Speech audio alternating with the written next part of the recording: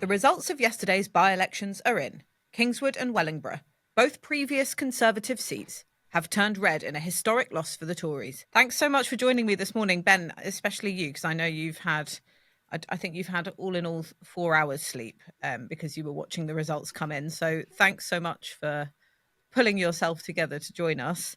What time did the results actually come in? I was shamefully asleep. Kingswood, which, as we know, is a bit more urban than Wellingborough, basically outskirts of Bristol. Although I think Kingswood residents would quite understandably resent that.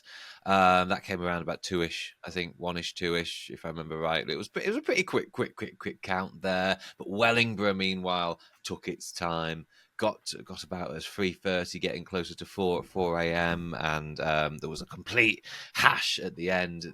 People, the counters had missed 7 votes. So they thought, gosh, right, we've got to do a bundle recheck, which prolonged things completely. And I was tweeting and streaming I want to go to bed, and I did. So let's bring everyone up to speed. Wellingborough was the former seat of Peter Bone, who was suspended from the Conservative Party in October due to a bullying and sexual misconduct investigation. And Kingswood was the former seat of the Conservative MP Chris Skidmore, who actually resigned over the introduction of new oil and gas licenses. And he described the relaxation of net zero targets as the greatest mistake of Rishi Sunak's premiership. And Rachel, you have a good interview with him online. So our listeners who are curious about his resignation should go and read that as well. Both of these were Conservative seats with decent majorities, and they've now been taken by Labour. Ben, could you talk us through the scale of the swings that we're seeing in both Wellingborough and Kingswood this morning? Yeah. Decent majorities doesn't cover it in the case of Wellingborough. That was super safe seat. Okay, so to give a sort of lowdown of the seat, like I say, Kingswood, outskirts of Bristol, you would think, okay, yes, historically this has been battleground Britain. This is the type of seat Labour needs to win. If Labour ever fancies its chances of governing this country again, they need to be winning there. And the result there, decent enough. Up 10 points, the Tory vote down almost 20 points. That virtually is in line with what we're seeing in the polling. So Britain predicts, again, once more, I'm delighted to say, actually got this one almost bang on.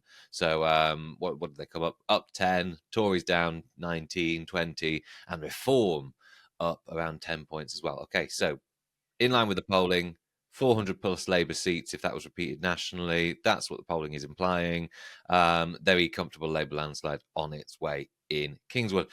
Do note, though, that in Kingswood and indeed in Wellingborough, this is the first time the Reform vote is living up to what we're seeing in the polling. So I've been saying this on numerous occasions. There's very little evidence that the Reform vote is actually there. It's more like a phantom voter of very irate, understandably, voters who want to say up yours to the system, up yours to the establishment parties, but when it comes to voting, they just don't exist. They don't bother. They're not enthused.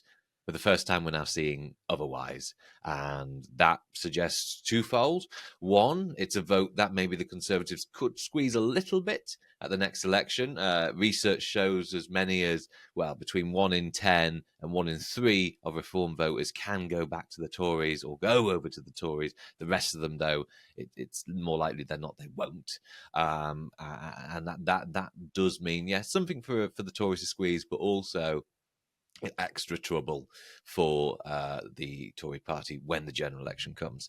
Wellingborough is, I think, a bit more of a dramatic result because, let's just remind, like what I said in Kingswood, Labour were up 10 in Kingswood. In Wellingborough, they were up 20. Okay, now Wellingborough, Labour doesn't need if they want to gain a majority. Labour, there was very little Labour activity. I was writing in a piece for the New Statesman that Wellingborough is the kind of seat that, unlike Tamworth, has seen very little Labour activity in recent years. This is the kind of seat where the Labour campaign, it's freshly imported, it's freshly new, and there's not much history there. So the result in Wellingborough, huge. That's significant, over and above what the polling said. Maybe that might have something to do with the Conservative candidate being who she is and who she is with. But to justify, to explain, to give reason to that scale, I don't think so. I think look, the battleground seats, Labour are quite, just living up to the polling expectation. But in the shire seats, there's something. It seems to be potentially something a bit more dramatic going on, and you can make the argument no seat is a safe seat, but I think there are fewer and fewer seats than perhaps the polling implies that are safe for the Conservatives. And just another thing as well. This week we've had one or two polls showing the significant narrowing in Labour's support, maybe a consequence of the Rochdale furore or something related. The two by-elections simply asserts that the Labour lead is closer to 20 points than it is 11 points. Brilliant. Thank you so much for that overview, Ben. It was really useful. Actually, we should talk about the individual circumstances in Wellingborough, which you hinted at, Ben. It was Peter Bone's partner who was selected as the candidate there for the Tories. And Rachel, you were on the ground there reporting a few days ago. I wonder if that came up as one of the reasons that voters were put off from voting Tory there. I'm not sure that that was a key voter concern, but I think it was a key factor in how little the Conservatives were actually campaigning in that seat, how muted the Conservative campaign was. It did come up a few times that people really didn't like Peter Bone. It was quite similar what I was hearing to when I was in Mid Bedfordshire in the run up to that by-election in October, which was Nadine Dorries' seat. And there was a huge amount of anger at her having taken the seat really for granted there. And again, there was anger in Wellingborough that he'd been an MP for 20 years almost, and they didn't feel that he had really advocated for the seat or got the things done that they wanted, hadn't got the funding that they wanted to reinvigorate the high streets, and obviously all those issues that you regularly hear in by-elections about potholes, about NHS waiting lists, dentist waiting lists, school places, all of that stuff. They didn't feel that he'd properly advocated for them. Most of them, I think, like that was the key thing, but there was very, very little campaign activity on the Conservative side when I went. I asked several times if I could meet the Conservative candidate, Helen Harrison. I asked if I could speak to her on the phone. I asked if I could come door knocking with her, and they kept saying, no, she's too busy. She wants to prioritise going out and knocking on doors and meeting people. And that wasn't the impression I got, shall we say, when I was there. The Labour campaign team that I followed said that they saw the Reform people out and about a fair amount. They hadn't seen the Conservative people out and about. People on the doorsteps hadn't been canvassed by her. And I went to their campaign office. So the Conservative campaign office was using Peter Bone's old constituency office, and it was completely dilapidated, paint peeling, door very much locked, lights off. Looked through the window, no sign of any kind of activity. So it almost felt like the Conservatives had given up on the seat before even properly getting started, which is really interesting because, as Ben said, that this should have been a really, really safe Tory seat. I think John Curtis said it was the second biggest swing in post-war history. The Labour campaign, when I was out there, said that they hoped they were in with a chance, but they were really stressing that this was not one of their target seats, and had the by-election not been called, had it been a general election, they wouldn't have had this on their list of seats that they thought they could possibly win. It wasn't anywhere close to being a marginal. So I think something quite interesting happened there with the Conservative campaign, with the way that the candidate was chosen. Obviously, there was speculation that perhaps Peter Bone's girlfriend was chosen to prevent him from causing any more trouble running as an independent. Obviously, they deny that, and the Conservative campaign, I did speak to the campaign, they stressed that she was a local candidate and that she was a local councillor, and she was absolutely the kind of person you might choose to be the local candidate. And they said that the reason I hadn't been able to speak to anyone when I went to the office was because they were probably all out door knocking and I had just missed them. So make of that what you will. Convenient that. Yeah. And I was in Kingswood, which I suppose got less attention than Wellingborough because it was less of a safe Conservative seat. Labour has won it in recent memory in the past, more of a swing kind of suburban seat that you would have expected Labour to win in these circumstances, but also because the seat is actually disappearing in the boundary review to be sucked into a new seat, Bristol North East, and into some of Jacob Rees-Mogg's seat, which is North East Somerset, another neighbouring seat. So actually, Damien Egan, who won for Labour, he was, until he became candidate for this seat, the mayor of Lewisham Council in southeast London. He'll only be MP for this seat and up until an election, and then he will go back to being that Bristol Northeast candidate. So I suppose it got less attention, but in a way it was quite interesting as well, because there are all sorts of different dynamics playing out in this constituency. One of which I really caught my eye was that the Tory candidate, again, who was being hidden away from the press, and there was no sign of life at the constituency office. I tried to get into contact like you did, Rachel, many times. I went to the constituency campaign HQ for the Conservatives, rang the bell. There were lights on inside, so I knew there were people in there. No one answered. I waited for about an hour, I think, on that high street, speaking to people, but also just like waiting to see if anyone would come in and out. No one came in and out. And usually you do get campuses going in and out. Yeah, dedication. It was raining as well. So, the New Statesman podcast listeners can't say that I'm not committed to shining a light on obscure by-elections for them. But yeah, there was no sign of life there. The Tory candidate was running a sort of, as far as I could tell, because I didn't even get to speak to the campaign, a one-issue campaign on protecting the Green Belt, because there are all these plans from the Lib Dem Labour Council in South Gloucestershire to build thousands, I think 8,000 odd homes, many of which will be on greenfield sites. And so there's a bit of local disquiet about that in the area.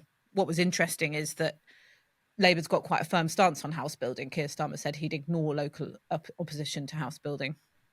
And that didn't seem to damage them in the result of this election. And that was something that Labour strategists were really happy about in Mid-Bedfordshire as well. A very different seat, obviously, but with similar concerns on the ground about protecting green spaces. So I thought that was quite interesting.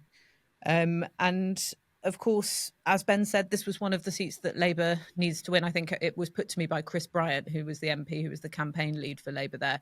He said, if we win this, it shows we're on track. So it shows they're on track, and it suggests that some of these, or at least the poll that has come out in a difficult week for Labour following the 28 billion U-turn, but also the unrest over their campaign in Rochdale, doesn't necessarily reflect what's happening in these classic sort of swing seats that Labour need to win to win a landslide. Ben, you mentioned Reform UK and its success in both of these constituencies. Can you tell us how well it did and what it means? Yeah, so Reform got 10% in Kingswood, 13% in Wellingborough. The Britain Predicts model, like I say, which accounts for the polling, which tries to get some sort of local variation in, got them bang on in Kingswood, and got them also close in Wellingborough as well. This is pretty interesting. It's pretty good for them. It's reflective of where they are, polling nationally, and that's something new, like I say. So polling nationally has them on 9-10%, sometimes even beating the Lib Dems in the popular vote. But I don't think that necessarily means, as we know, that's not going to mean they're going to pull away with more seats than the Lib Dems, because we know that. It does mean a fair few things. Like I say, it means that the Reform voter is not a phantom voter. They are people, it seems now, willing to turn out in two special circumstances. By-election, sure. Angry voters, sure. Looking to kick the system, fine, fair. But that means they may also come out in greater number in a general election, because the one thing I always kept making was comparing Reform to UKIP. So in the previous by-elections gone by, in Selby, in Tamworth, in every other by-election, really, Reform was never living up to expectations. It was never living up to my model. It was never living up to the polls. Now they are. When UKIP was having a go at all this in 2010 through to 15, when in 2012 they were polling around 8, 9, 10%, sometimes pipping the Lib Dems, in by-elections they were always doing better. They were always doing better. So if you remember, cast your heads back to Rotherham, 2012, November. Of course, yeah, South Yorkshire coalfields were a bit more responsive to the radical right, but UKIP came away with 22% there. All right, and the clear second, they got 15% in Corby, which is neighbouring Corby in Northamptonshire, in November 2012 when they were polling nationally 7-8%. So UKIP, during their rise, they were overperforming the polls. They were outperforming them. Reform here are living up to them, which is something new, which does change the debate slightly about, can the Tories squeeze them? But it also does mean there are quite literally votes, not just leaving the Tories for the apathy, but leaving them for reform as well. And, when you defect from one party to another, it's very hard to get them back. It's when you go from your party to apathy to indifference that the party can normally rally you back when the campaign comes. What's happening is a lot of the Tory base is now finding a quite comfortable home. Throughout much of the end of Boris Johnson's premiership, Liz Truss is a lot of it. A lot of the Labour lead was more a consequence of Tory apathy than Labour rise. I've said that many times. Now, not so. If you look at the Tory base, let's say 100 Tories who voted for Boris Johnson in the room, around about about 15 of them are going Labour, and around about 10 to 15 are going Reform, and there's around 20 or so, maybe 30 or so, going undecided apathy. Tories think they can rally that back. But that number of apathetic voters was much bigger than it is now. The reason for that is because a lot of them are now finding home with Labour and Reform. Big problems for the Tories. Rachel, what does it mean for the internal dynamics of the Conservative Party that this, reforms showing in the polls is now translating into by-election results? Panic, I think. I agree with everything Ben said. I would add, though, that if Reform were going to do well anywhere, you would expect them to do well in Wellingborough. UKIP came second in 2015. It was one of the highest Leave voting constituencies. And so if they're polling at 10 to 13% nationally, you would expect them to be doing slightly better in Wellingborough than that, because obviously that's not evenly spread. And I thought the managing of expectations in Reform was quite interesting. I spoke to Ben Habib, who's the deputy leader and was the Wellingborough candidate, and I asked him what a really good result would be, and he played it very safe, and he said coming third. Now, obviously, they did come third, and that is a great showing for them, given that it is the first time that they've achieved that level of support. But still, at the time that he said that, the bookies actually had them as more likely to win the seat than the Conservatives, which is pretty huge. So I think they've still got some work to do. Let's just say that if they hadn't had a good showing in Wellingborough, they wouldn't have been able to suggest that they were going to have a good showing anywhere. So they hit the level they needed to maintain that momentum, but I'm not sure they went that far beyond that.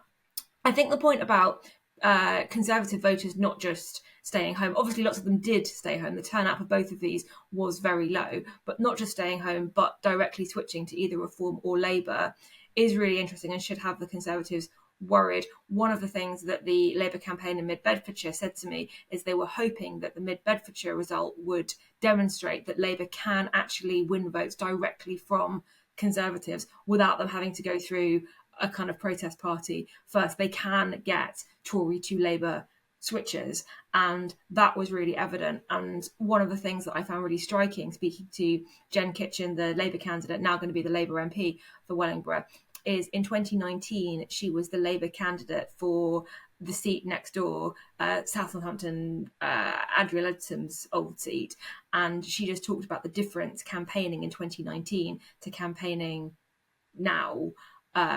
Just the reaction she was getting in some of the rural areas. She said that basically they got harassed on the campaign trail in 2019. They had voters kind of saying, we don't want to talk to you. She said setting their dogs on them, throwing nappies at them. She said she dressed up in sort of countryside gear, Barber jacket, Hunter Wellies, to show that she was, not some urban metropolitan elite, that she was kind of from the area. She understood the countryside dynamics, and she made it sound like she felt quite intimidated on the campaign trail. And obviously, that was only 4 years ago.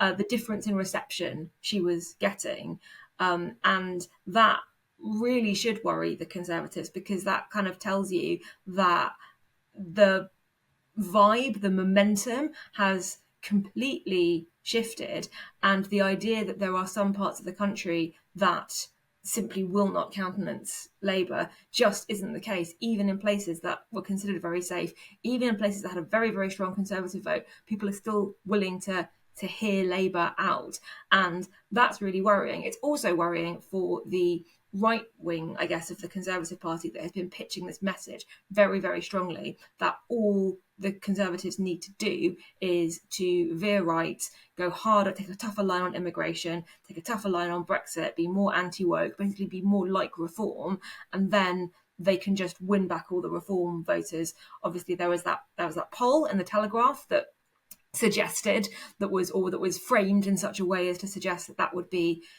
successful.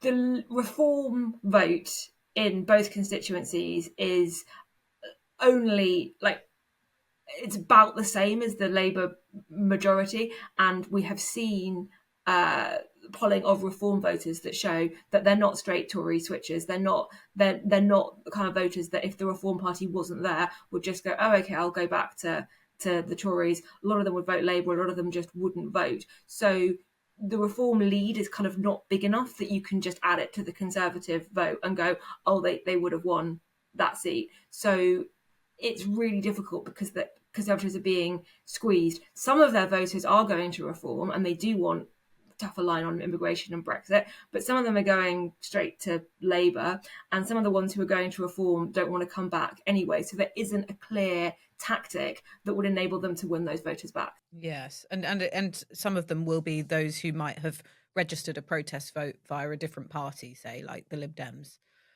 So it's not clear cut. I found the same thing in Kingswood actually in terms of straight Tory to Labour switchers. That was coming up a lot. People were swinging from one to the other.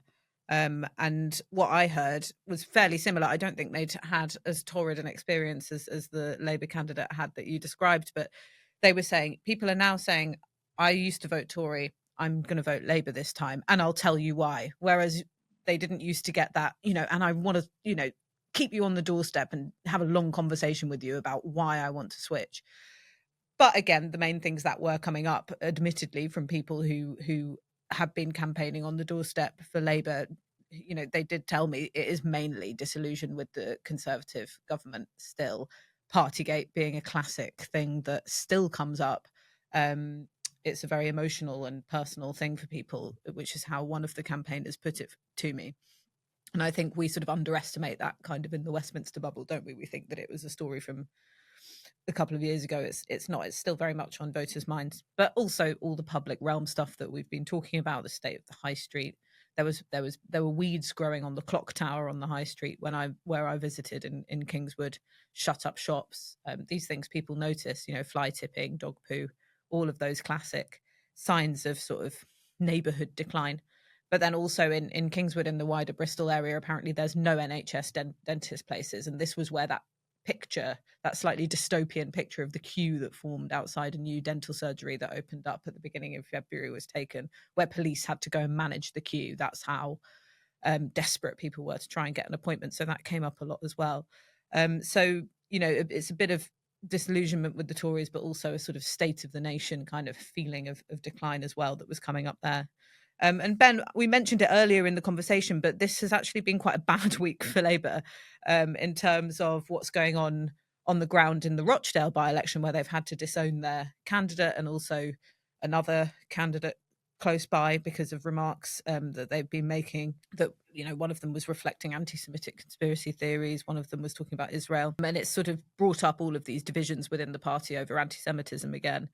And this was off the back of the U-turn over the £28 billion green investment pledge, which again was sort of leaked before time and has suggested that there's a bit of disquiet in the party over that as well. Do these results mean that the party can turn a corner on this, or do we just get plunged straight back into the sort of Rochdale-Farrago? Rochdale's going to be fascinating, but it's not going to have serious, I think, implications for how politics nationally is going to go. Here's the thing.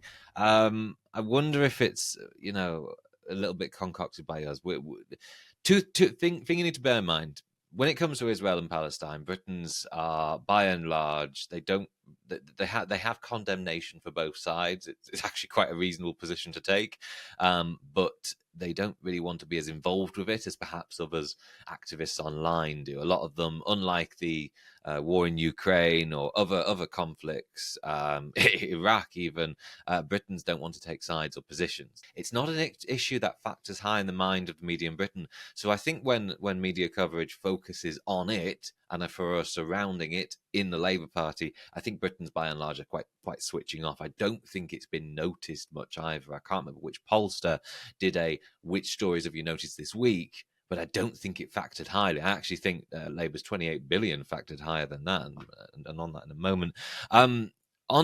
So in terms of Rochdale, I think it's something that's very much we're all focused on, but I don't think many Britons are. Nevertheless, I think there is quite a serious problem with Labour's relationship with Muslim voters. One poll, Survation, did see them crashing from 80-something% to 60-something%, which, hey, is a complete 20-point fall when you're up 10 points nationally. It's quite a significant shift, and something to bear in mind is if in a lot of our Muslim seats that will mean a slight fall or stagnance in the Labour vote in a lot of Muslim seats. So something to bear in mind there. In terms of the other story that probably should have given Labour a bit of a headache, the 28 billion U-turn. I think this is actually the lack of response, the lack of change in public opinion is a bit of a consequence of how cynical voters have become. So the enthusiasm for the two main parties isn't huge. Of course, Labour has a comfortable 19-point lead, but the appreciation from voters for Starmer or Sunak, once you tot up the number of voters who like Starmer or Sunak, is pretty low. Right, you had the expenditure scandal in 2009, didn't you? And in 2010, running up to it, you did have political figures that Britons feel they could rally around. David Cameron had around about 50 to sometimes 60% favourability amongst voters. Starmer's got nowhere near that. Now, Keir Starmer, of course, is most likely to lead Labour to a potential landslide win, but he doesn't have that. And what that suggests, and the enthusiasm, by the way, for Sunak is next to non-existent, what that suggests is very little enthusiasm for politics, for politicians, and indeed for political promises. So I think it's almost baked in that U-turns on big budget commitments is going to happen anyway. It's what I've noticed as well. The best time to raise tax is now, because voters are already feeling the squeeze. They won't necessarily be able to tell which of the squeeze it is. Voters already feeling cynical now. Don't give them ideas, Ben. Well, we've just, as a borough council, we've just raised council tax last night. So, understandably, of course, it's how budgets are. I shouldn't really laugh about that. It's not ideal, right? This is how the situation is. It's how council budgets have been cut to the bone. But so I think now is the time. Get the pain out of the way now. The cynicism is there now. The apathy is there now. Voters kind of expect it. And voters already feel the squeeze, so they understand, I think, that when you have to abandon big budget commitments, you turn it from a commitment to an aspiration. I think voters, by and large, get that. Yeah, and it's interesting because I asked Chris Bryant, who was running the campaign as the Labour MP sort of campaign lead in Kingswood, about this, and when I asked the question about the 28 billion and how it was affecting voters in the constituency, I actually apologised for asking the question because I said, I know it's a very Westminster question. And he actually said, no, he was like, is that okay? It is a Westminster question, but it's actually quite a good question because he actually admitted it had come up. And, bear in mind, Kingswood, Bristolian suburbia, there's quite a lot of enthusiasm for the Greens. Greens did quite well there. I think they're up 3 or 4 points. And the Greens are the biggest party on the city council there as of last year. So there's quite a lot of sort of green enthusiasm in the area, and also there's a manufacturing jobs history there: Rolls-Royce, Airbus, BAE Systems. So there is interest in this switch to green industrial jobs. And he said it had come up, but his take on it, and of course, this is the take of a Labour politician. He was saying that people were saying, well, at least you've said now you're not going to do it, rather than waited to get into power and then dropped it like so many promises are broken. That's his spin. It's not something I heard from any of the voters there, but it was interesting that that had actually come up, whereas I think much less so what was going on in Rochdale. Thanks so much for watching. We'd love to know what you think. Please make sure you leave your comments below. And if you enjoyed watching this podcast, you can watch more of our videos on our YouTube channel. And don't forget to like and subscribe.